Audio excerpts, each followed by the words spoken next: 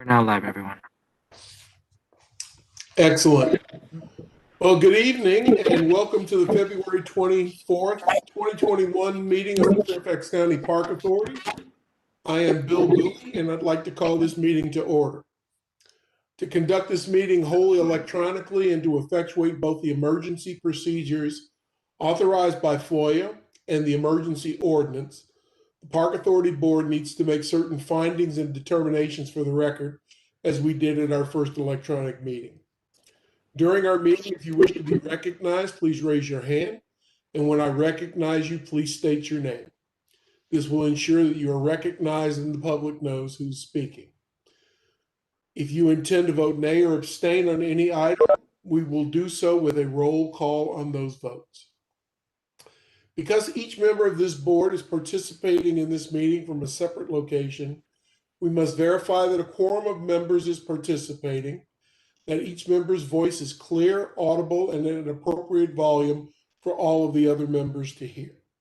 Accordingly, I'm going to conduct a roll call and ask each board member participating in this meeting to state your name and the location from which you are participating. I ask that each of you pay close attention to ensure that you can hear each other of your colleagues.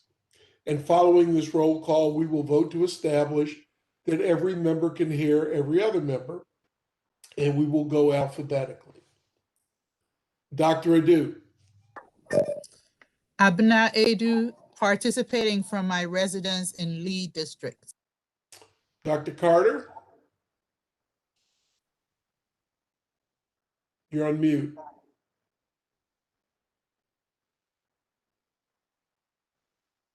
You're still on mute.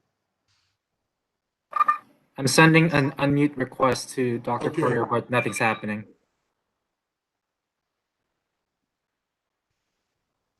Okay, we'll move on. Dr. Carter is here participating from the Lee District. Maggie Godbold. Maggie Godbold, participating from my home in the Sully District. Linwood Gorham. This is Linwood Gorham participating from my home in the Mount Vernon District. Tim Hackman. Tim Hackman participating from my residence in the Drainsville District. Ron Kendall. This is Ron Kendall participating from my home in Mason District. Faisal Khan. Faisal Khan participating from my home in Providence District.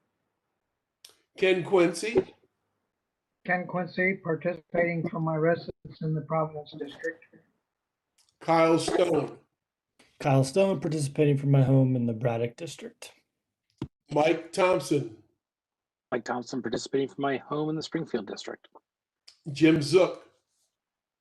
Jim Zook participating from my home in the Springfield District. And I'm Bill Bowie, and I'm participating from my home in the Hunter Mill District. At this point, I'll pass the virtual gavel to Vice Chairman Quincy so that I may be heard to make the requisite motion. I move that each member's voice may be adequately heard by each other member of this board. Ken Quincy, you have heard the motion. Is there a second? This is Mike Thompson, and I second the motion. Ken Quincy, it has been moved and seconded. Is there discussion? Seeing and hearing none, all those in favor of the motion signify by saying aye. Aye. Aye. All those opposed say nay. The motion passes. Thank you, Mr. Quincy. This is Bill Bowie. Second, having established that each member's voice may be heard by every other member, we must next establish the nature of the emergency that compels these emergency procedures, the fact that we are meeting electronically, what type of electronic communication is being used, and how we have arranged public access to this meeting. Therefore, I move that the state of emergency caused by the COVID-19 pandemic makes it unsafe for this board to physically assemble and unsafe for the public to physically attend any such meeting. And that as such, FOIA's usual procedures, which require the physical assembly of this board and the physical presence of the public, cannot be implemented safely or practically. I further move that this board may conduct this meeting electronically through a dedicated video conference service. It is so moved. Ken Quincy, you have heard the motion. Is there a second? This is Tim Hackman. I second the motion. Ken Quincy, is there discussion? Seeing and hearing none, all those in favor say aye. Aye. Any opposed say nay. Mr. Chairman, the motion passes. Thank you, sir. This is Bill Bowie. Finally, it is next required that all matters addressed on today's agenda must address the state of emergency itself or are statutorily required or necessary to continue operations and the discharge of this board's lawful purposes, duties, and responsibilities. It is so moved. Ken Quincy, you have heard the motion. Is there a second? This is Mike Thompson. I second the motion. Ken Quincy, the motion has been seconded. Is there discussion? Seeing and hearing none, all those in favor say aye. Aye. Aye. Any opposed say nay. Mr. Chairman, that motion carries. All right. Thank you very much, Ken. Now that all the preliminary matters are out of the way, we can actually begin the meeting. Administrative items, countywide. Admin item number 1 is the resolution honoring Yvonne Johnson upon her retirement from the Fairfax County Park Authority. Ken Quincy, I second that. Any discussion? All those in favor say aye. Aye. Any opposed say nay. The motion carries. Wow. Here's the resolution. Whereas Frying Pan Farm Park Manager Yvonne Johnson is retiring after more than 31 years of outstanding public service to the Fairfax County Park Authority and the residents of Fairfax County, leaving a legacy of growth in the park's size, program offerings, exhibits, and revenue. And whereas Yvonne Johnson climbed the ladder at the Park Authority from a volunteer in 1989 to Frying Pan Farm Park Manager in 2012, holding a host of positions at Frying Pan and serving brief terms as a manager at Colvin Run Mill and Lake Fairfax Park. And whereas under Yvonne Johnson's leadership, the park's volunteer and interpretive programs grew. The park acquired 4.5 acres for the visitor center. Exhibits were designed for the visitor center and the cider press. A master plan revision for the park was developed and approved, and a year-long celebration was held for the 100th anniversary of the on-site school building. And whereas Yvonne Johnson served as the site lead on the Cultural Landscape Report, was part of the team to write the historic site report for the meeting house, worked with the collections manager to acquire artifacts for the farmhouse, and developed a rental program for the visitor center.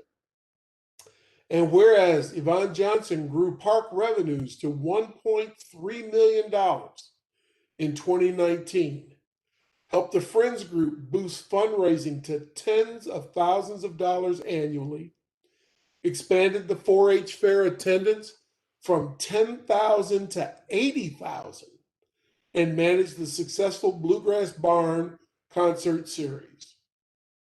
And whereas Yvonne Johnson boasts a long list of awards for her accomplishment, including 4 Outstanding Performance Awards, 3 Director Leadership Awards, 3 National Association of Interpretation Awards, several 4-H awards, in addition to Frying Pan Farm Park being named the Trailblazer Site of the Year 3 times.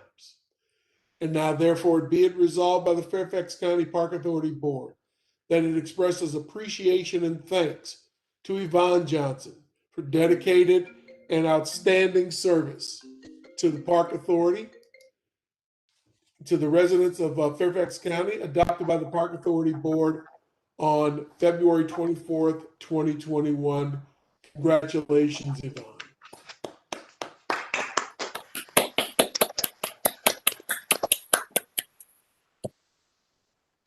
Wow, that's a lot of stuff, and you have touched so many different things and so many different people.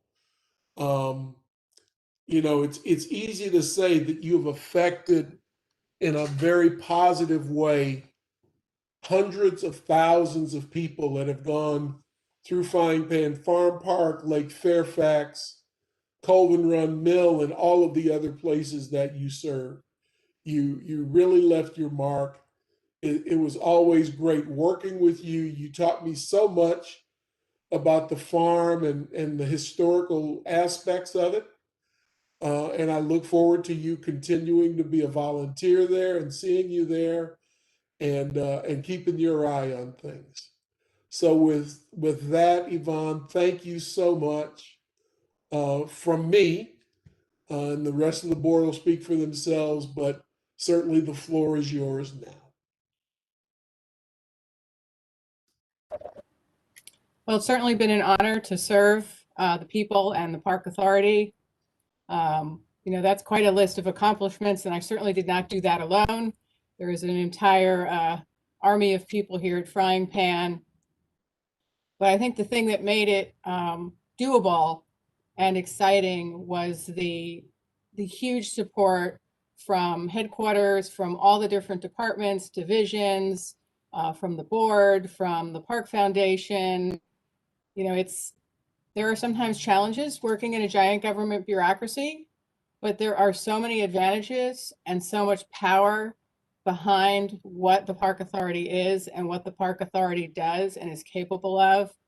It's really been my honor to be just a small part of that and to hopefully make things a little better for some of the citizens here and the visitors in Fairfax County. So thank you all very much. It's been an honor to serve, and I look forward to ways to volunteer to continue to serve in the future.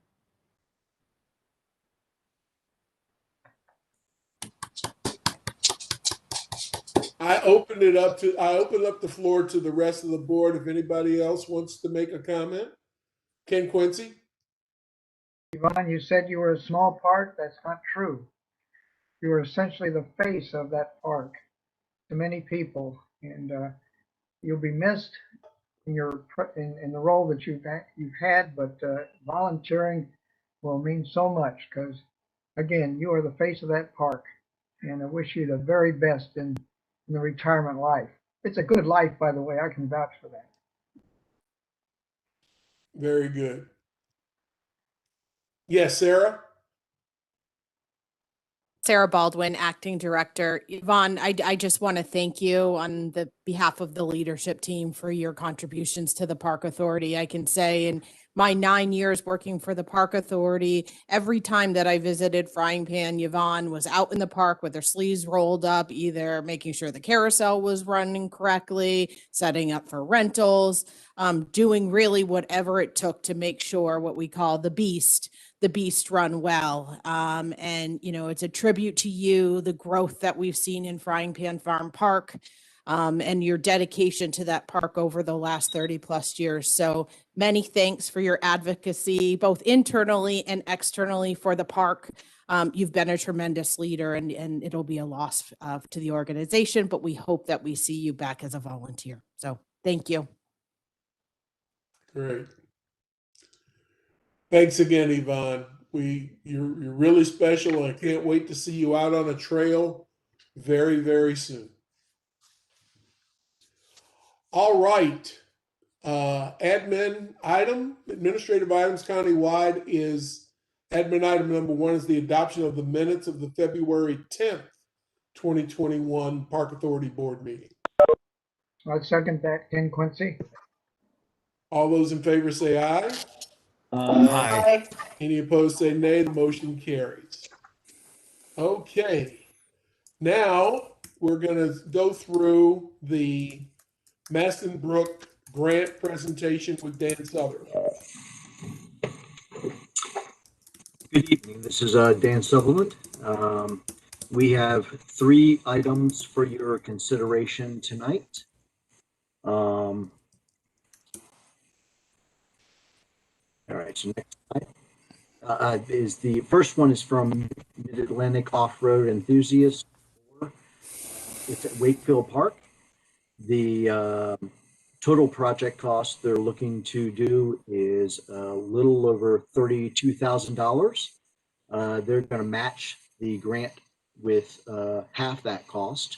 One thing I do want to point out about Moore, as many of you know, they have trails in many of our parks, and they do for all of them, or most of them, being natural. With this particular project, it's a trail restoration of an existing trail, the one at Wakefield again. And it, due to heavy use and just time and erosion, it needs a little bit of care. And so this project will actually improve it and get it back to its original state and improve any sort of areas that were problematic due to use or erosion or anything like that. Next slide.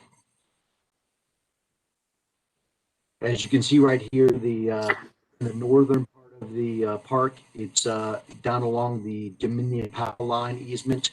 And as you can see with the one slide, they show you many of the trails there, and that are all pretty much used for the mountain biking course. And it talks about the different berms and the rollers and the Sky Bridge boardwalk. And that's all the areas that are going to be addressed with this project. Next slide. All right, so if this project is approved, you see that the funding balance that will remain is a little over $150,000. As you know, you all approved the addition of $150,000 to the grant fund. That means that we're getting pretty close to using up the last resource of money, and it will then convert over and start using the balance of the new funding. Next slide. All right, the next grant request is from Trails for Youth organization. Next slide. As many of you all may remember, they had they had partnered with us before to do a pump track at Brookfield Park.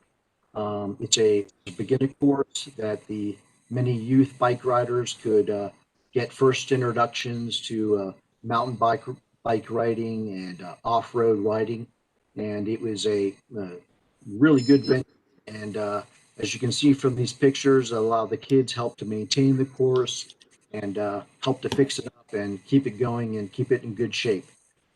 It's been there for a few years now, and it's been really successful and well used. Next slide. So with this particular project, as you will see in an image in a second, they are looking to add a additional challenge course right around the existing pump track. It will add elements to additionally enhance their skills and learn how to appropriately get introductions into mountain biking.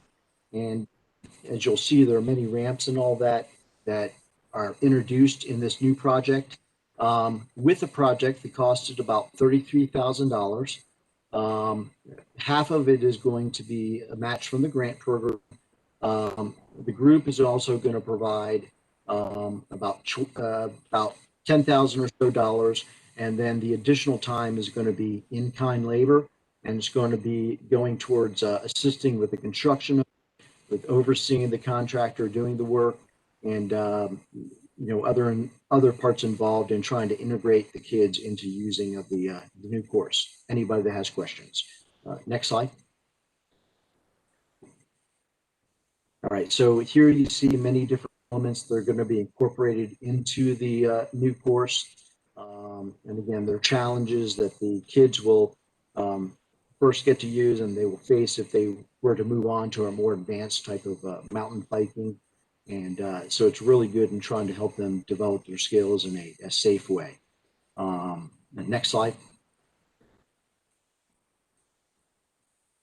And as you can see up in the upper right corner of the picture, there's where the current pump track is. And in the inset image, you can see the extra elements as they'll be kind of spread or looped around the actual pump track itself. And so it will actually create sort of an integrated pump track and give many different kinds of experiences for the bike riders. There were 3 questions I did want to address right now from Mr. Kendall.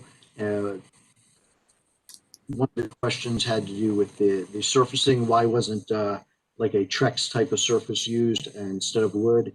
the response back from the group was that the industry standard is to use a wood type product. The framing under the elements is stainless steel or galvanized steel, so it resists rust.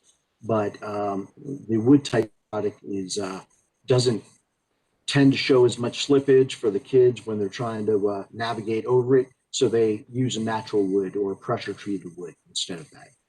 One of the other questions was about a 90-degree turn.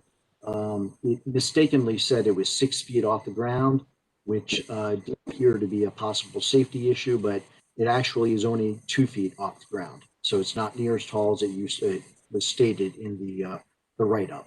And so that should not be an issue at all. The third question is this element really the skate park at Wakefield in that it tries to address the introduction for kids into the sort of the mountain bike arena. And of course, it wouldn't be appropriate for skateboarders because it transitions from dirt to wood and all that. But it's designed more to be an introductory or beginner course for the kids on the bikes themselves. All right, so next slide. So again, with the impact of this, it'll use up the remaining funds of the previous grant allotment. It'll now start to dip into the existing grant fund, and you'll see that if approved, this grant will leave about $135,000. Next slide. All right, the final grant tonight is from Pioneer Baseball League. It's for Claremont Park. Next slide. All right, the total project cost is about $22,000, which they are going to match with half the amount in cash. It calls for the renovation of the infields on fields 1 and 4. The infields are just over time through heavy use and play and erosion and all that have gotten to where they hold water a lot. They don't drain well. So these renovations will go ahead and take care of any lips that are formed around the infield. We'll add infill mix and bring the infield up to grade to make it safer and to actually improve drainage as well. Next slide. As you can see, fields 1 and 4 are the 60-foot field and the 90-foot field at the northern part of the park. Next slide. All right, so again, with the impact, there's going to be a approximately $1,000 hit on the grant funding, and that'll leave a little over $122,000 to the future grants. Next slide. All right, are there any questions? Mike? Yeah, just a question about the pump track. My recollection is that when we talked about the first pump track that's in there now, there was a question of how will it do? Do people like it? Things like that, with an eye towards whether or not we should do more in other places around the county. And I don't necessarily need an answer now. I just don't want to lose track. I frankly had not thought about it. I don't want to lose track again of the idea of whether or not this has been successful and should we consider doing it in other parts of the county. Yeah, the feedback we've heard so far is that it's pretty successful. It's popular. The one thing I would say with trying to do it in other parts is it would take a good partner like we have here with Trails for Youth. As you can imagine, with it being mostly dirt, the original pump track that is, it gets a lot of wear and tear and has a lot of maintenance needs. But it's done well. The Trails for Youth people have said that it's popular use and that it could be possibly something that could be tried somewhere else. We'll keep it in mind.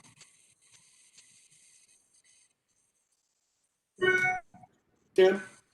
Along those lines, Mr. Chair, this is Tim Hackman. Along those lines, Mr. Chairman, Mike, there's also a pump track at Lake Fairfax, and in Reston that was put in with the support of Moore, and it is well used and well loved. So it has been very successful. It gets a lot of use. I mean, those kids wear it out. All kids and adults wear that thing out. So it's been popular since the day it opened, and it's real complimentary to the skate park that's there as well. So it works out really, really well. Cynthia? I'm trying. Can you hear me? Wow, wonderful. Yes, we can hear you. Yay. Okay. So on Claremont Park, I've been having technical difficulties, so I couldn't hear everything. Is one of those softball fields set up for girls? The two southern fields that were in the slide, you saw a set of 4 fields. The northern 2 fields, the baseball group uses, and the southern 2 fields, the girls softball group uses. We've actually been engaged by the permit holder. They are looking to adopt the 2 fields, so we're excited to get a partner for the fields and help them come up to date and keep them in good shape. Wonderful. That's great news because during the community meeting, some of the girls were very vocal about how important that was. So I'm happy that we're able to oblige. Thank you. Yes, ma'am. Actually, Cynthia, all of those fields are configured for either baseball or softball. Okay. So depending on, how many fields that they need at any particular time, they can all be used. All right. Thank you. Any other questions? Thanks, John. All right. So in the Braddock District, A1 is the Maston Brook Volunteer Matching Fund Grant Program request from Mid-Atlantic Off-Road Enthusiasts. Would move approval. Is there a second? Tim Hackman, I second. All those in favor say aye. Aye. Aye. Say nay, the motion carries. Okay. In Lee District, A2, Claremont Park, Maston Brook Volunteer Matching Fund Grant Program request from the Pioneer Baseball League. This is Cynthia Jacobs Carter, and I move that we move that forward. Okay. Tim Hackman, I Carter's second. made the motion to approve. Yes. And this is Tim Hackman, I second. Okay. Any discussion? All those in favor say aye. Aye. Any opposed say nay. Motion carries. Thank you. Also in Lee District A3, Brookfield Park, Maston Brook Volunteer Matching Fund Grant Program request, Trails for Youth. This is Cynthia Jacobs Carter, and I move that we approve the Brookfield Park Maston Brook Volunteer Matching Fund Grant. The program for the request by Trails for Youth as well. Is there a second? Ken Quincy, I second the motion. All those in favor say aye. Aye. Any opposed say nay. The motion carries. Thank you. Information items. Number 1 is the FY 2021 second quarter budget review, Fund 10,001, which is the general fund. And Mike Peter will present this item. Oh, good evening, Mr. Chairman. This is actually Mike Baird. Oh, Mike doing a Baird. I'm presentation. sorry. Mike Baird will present this item. It was a last minute switch, sir. So yes, for information item 1 is for the general fund. A couple of things that we just wanted to note and bring to the board's attention. The key thing that really probably stands out with the impact of COVID is the revenue stuff. You can see revenues this year is 0 compared to $186,000 that we received last year. And that's obviously due to the fact that we were not able to have our rec pack program. So the revenue that we received this year is 0. Personnel services going to the expenditure side. You'll see currently personnel down $153,000 compared to the same time last year. And that's where we kind of, on the positive side, we see the benefit of not having the rec pack programs, that we have the salary savings there. And it's important to note too that those salary savings really would be significantly higher, but we actually had an additional pay period hit for the first half of this year compared to last year. So those savings really would be a lot higher. Operating expenditures, you'll see those are down about $67,000 compared to last year. And the good bit of that really is some timing issues. Some PC replacement charges that last year hit earlier have not hit this year yet, but they will hit. So we anticipate those will be hitting shortly. And those savings that we're seeing from that timing has been offset by some police monitoring, back when we had all the COVID stuff going on at Scott's Run, and then some alternative funding stuff that had been coded to alternative funding sources or had not been available. So those have hit the general fund. Capital equipment, you'll see that is up compared to the year before by $124,000. That's just a result of really some timing of some maintenance equipment that has hit this year compared to where it hit last year, but we fully anticipate spending that full capital equipment budget. Recovered costs were about $700,000 behind the pace that we're at last year. That's partly due to some vacancies that we're experiencing in our athletic field staff, but it's also some timing. The second quarter WPFO that normally would have hit in December did not actually hit until early January. So really a timing, and that's already been posted. So we'll see that hopefully all caught up when we do our third quarter presentation. Any questions on the general fund? Thank you, sir. Okay, countywide information item number 2 is the FY 2021 second quarter budget review, Fund 80,000, which is the Park Authority Revenue and Operating Fund. And Mike Baird will also make this presentation. Yes, sir. So in this one, I guess we'll start off with our revenue. Revenue obviously is taking a big hit compared to last year. Again, the impacts of COVID, kind of going through by call centers. On the one positive side, you'll see admin revenue is up $1.4 million, but that's really the impact of that transfer in that we got to help balance the budget for COVID. From the general fund, we got transfer in, excuse me, of $1.7 million. So you see that impact there. And the next revenue category, golf, and kudos to all the golf folks. They have really been kind of carrying the Park Authority to this point. Their revenue is up $2.5 million. The impact of them being open, fantastic weather, they are just going great guns out there. So that's been fantastic.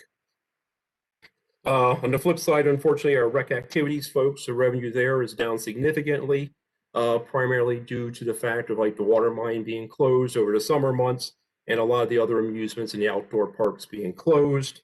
But again, as we noted in the first quarter, some positive things there. We are seeing some good growth in some of the camping activities, boat rentals, and outdoor programming. So certainly, want to recognize that. Rec center revenue, those are down, and this has been the impact of the rec centers being, operating at, very low capacity, and no classes and camps has just, devastated the rec centers. Resource management revenue down there also about $557,000. And again, they have certainly been negatively impacted by COVID and not being able to offer all the camps and programs that they traditionally would be able to do out there. On the expenditure side, expenditures are down again significantly compared to last year, which we would anticipate. Admin expenditures are down about $346,000. And that is really more the impact of moving the donation account that used to be in a revenue fund over to Fund 80300. Golf expenditures are up slightly, but it's really due to the fact of how busy they have been operating out there, bringing in the revenue for us. Rec activity expenditures are down $1.4 million. While the revenue is down at that side, by not having a water mine, which is a pretty labor-intensive operation, not running, we also see some salary savings. So we see that there by seasonal staff. Rec center expenditures are down about $5 million. Again, primarily a big impact of the COVID by not offering and having the camp programs. By camp program stuff that we offer in person by our staff, but also a lot of the contracted camp programs. We're seeing the savings there. Resource management down $700,000. Again, that's a result of canceling a lot of the programs and the camps that we traditionally would offer. Overall, the one difficult thing to somewhat reconcile is Our financial picture right now is about $2.2 million better off than we were last year. But that will quickly change as we are now in February with a lot of the camp registrations that we would expect to see. We probably will not be seeing it quite the same degree that we started off with last year. Any questions on the revenue fund? Mike? Thanks, Mike. This is Mike Thompson. Not as much as a question, but just a request as we move forward.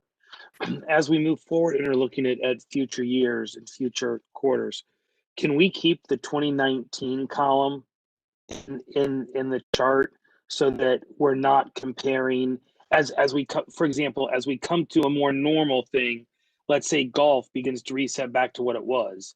I don't want to see golf as a negative $2 million when it might be just closer to the normal when things begin to open up and stuff like that. It would just, I think that we've hit such a unique time that would be really helpful to keep that 2019 number in future things and not do 2021 to 2020 only. Mike Thompson, Mike Baird speaking again. That's a very valid point. It's certainly something going forward. We'll have to do that, knowing that this year has been so impacted by the COVID. It does not really give us a true baseline number. So we'll certainly have to have, a 19, 20, and a 21, 22 as we move into that year to give us a more accurate, reflection of our business. Thank you. Any other questions? Ron? This may not be for this time, but for a future time. What I'd like to see at some point is the impact of the adjustments we've made with the distance learning, distance programming within the program. If there's a way to encapsulate that as we made these alternatives available to park residents, and now we want to make them part of the standard package that we move forward with. But we really need to have a sense of how they're different from business that we've done in the past. Yes, Sarah. Sarah Baldwin, Acting Director. Ron, we can come back with an update on programs. Virtual programming has been very successful. We've offered a lot for free for the community to keep them engaged, as well as offered fee-based programs as well. So, and we plan to continue offering virtual programmings this summer, even with summer camps going back in session. So we can come back with an update on virtual programming. Thanks, Sarah. Thanks, Mike. Great job as always. Thank you, Mr. Chairman. Appreciate it. All right, Chairman Matters. I'll make these brief because we've got quite a few things still left to cover this evening. The county budget was presented by County Executive Brian Hill yesterday. We are pretty much at the same level that we were in terms of budgeting from 2021. There are a few minor changes, but again, we have to monitor the situation going forward. Mike, you make a very valid point. Mike Thompson makes a very valid point about looking at the comparisons to 2019 as we go forward than to 2020 or 2021. So I see that being, so we'll have budget discussions that'll be starting pretty soon. We'll put together kind of our story to tell the folks across the street and thank them for everything that they can do for us. At the same time, yesterday, the chairman's task force on equity and diversity, that task force presented its final report and recommendations to the Board of Supervisors. At this point now, it's up to County Executive Hill to assess the recommendations and work with staff to put together an action plan. If you have not seen that, I will make sure that I get a link to Barbara so she can send it out to you. And it's certainly something that we should consider in our decision-making process as well. This is just a continuation of the things that we've been doing over the last couple of years, and all of you are to be commended for it. Staff has been busy. We're getting ready to go into the madness season. March 1st is almost here. The governor came out with new COVID instructions this afternoon as they relate to indoor and outdoor gatherings. Those numbers have increased. And so we will continue to see the impact on parks in terms of very, very large numbers of folks coming out. And there's so much pent up demand, especially around not only leisure activities using trails and parks, but certainly I expect to see that youth and adult athletics are going to come back in a big way this spring. And so we'll see a lot more usage of the parks that have, not totally been abandoned, but they have not been used as much. So it'll be back to a normal level. The high schools started their what would typically be their fall seasons in the past week. So football started again, which we have football in February in Virginia is pretty strange, as well as basketball and volleyball and all those other sports. So it'll be interesting to see how 2 seasons take place within a calendar year. That will be an interesting subject, I'm sure, that's going to come up for discussion. And again, thank you to Sarah and Amy and the entire staff of the Park Authority for stepping up and doing the things that they do. I can't say it enough how great you guys are and how great you've been at keeping all of this together. I know it's not easy, and everything at this point is still cast in jello, but you have done a remarkable job in making things happen. So thank you. And with that, I will turn it over to Sarah. Thank you, Chairman Bowie. Sarah Baldwin, Acting Director, and there are no directors' matters this evening. Oh wow, you just jumped up Linwood's totem pole. Yeah, they let me off easy this evening, I guess. Breaking me in slow. That's great. Okay, around the horn, Mr. Quincy. I will only second your comments regarding Sarah, Amy, and the staff, and I will pass. Thank you, sir. Ron Kendall. I only wanted to identify that we had an initial meeting to discuss the summer concert series. Our hope is that we can begin having concerts somewhere in the month of July. So it would be a shortened season, but all is dependent obviously on what the governor says, what Virginia guidelines are. But the devil will be in the details when you start looking at auditoriums. But that's all I have. Great. Michael? Mike Thompson? I just want to thank staff for all they're doing to get all those fields ready.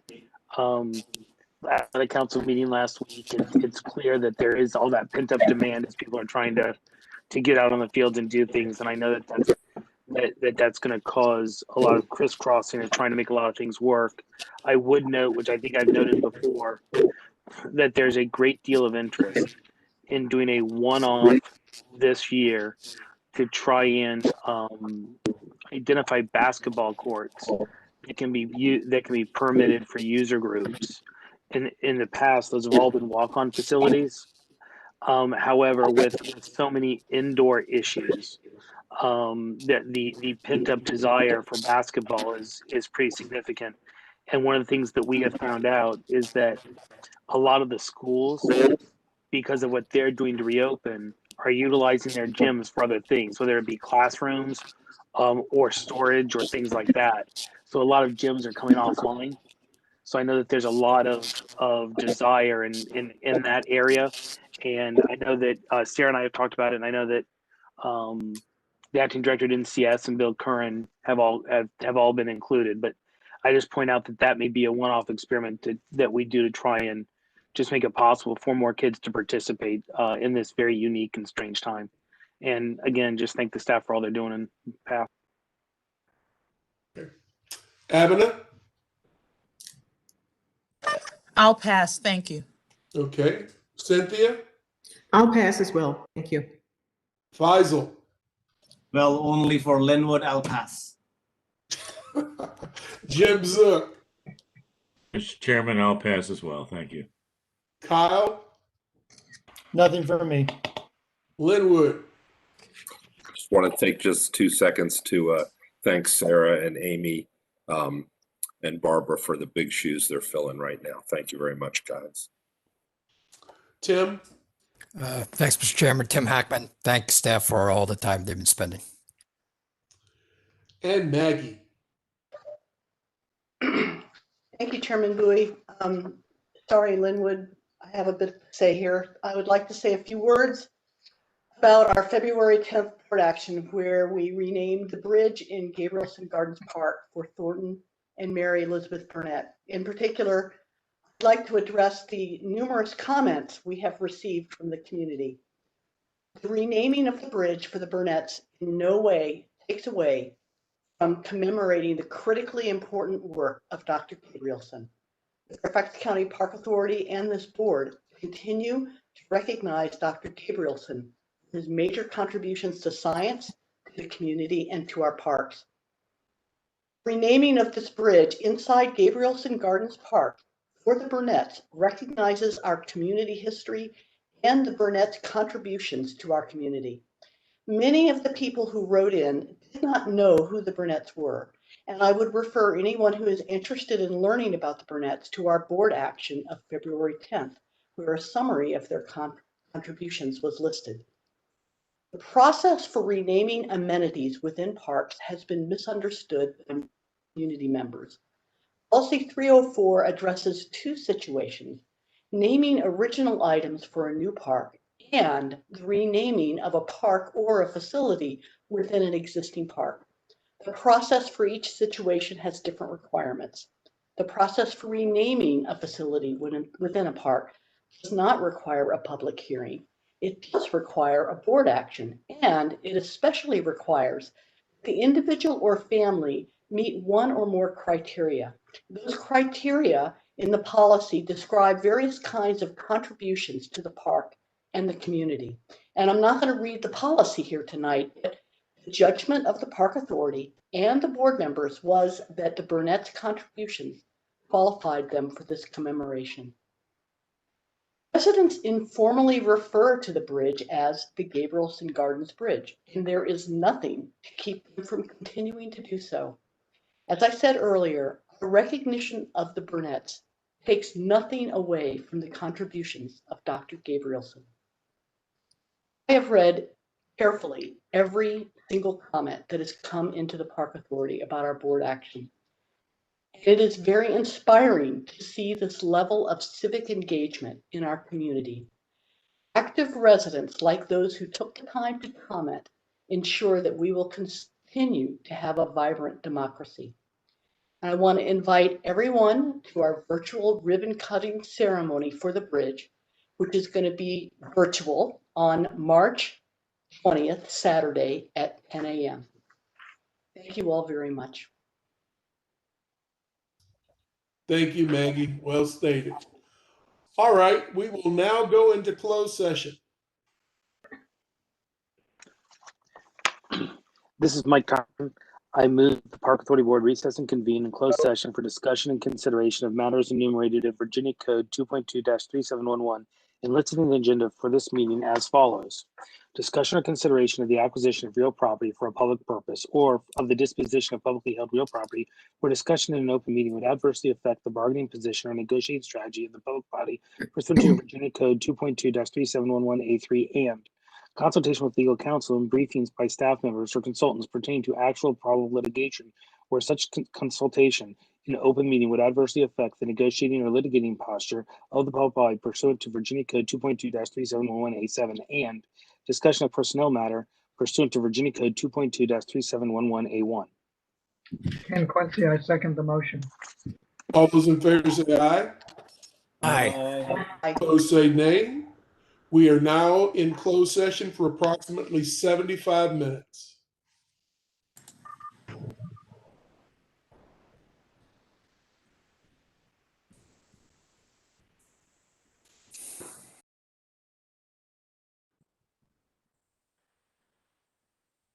Okay, the best laid plans. So one more second. We are out of closed session, everyone. Okay. This is Mike Thompson. I move the Park Authority Board return to open session. Is there a second? King Quincy, I second the motion. All those in favor say aye. Aye. Aye. Any opposed say nay. Motion carries.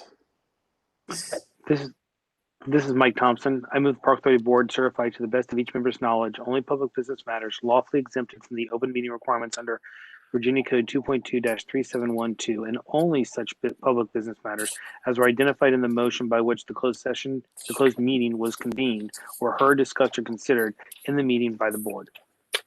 King Quincy, I second the motion. All those in favor say aye. Aye. Aye. Any opposed say nay. The motion carries. C1, the addition of the property located in the Providence District to the work plan as discussed in closed session. Ken Quincy, I make a motion to add the closed session item number 1 in the Providence District to the work plan. Is there a second? Tim Hackman, Thompson, I I second the second. motion. Those in favor say aye. Aye. Aye. Any opposed say nay. The motion carries. With that, thank you, folks. It was a long, productive session. I appreciate it. With that, we are adjourned. Have a great evening. Be safe. Wear a mask. Good night, all. Bye. Bye-bye. Everyone. Take care.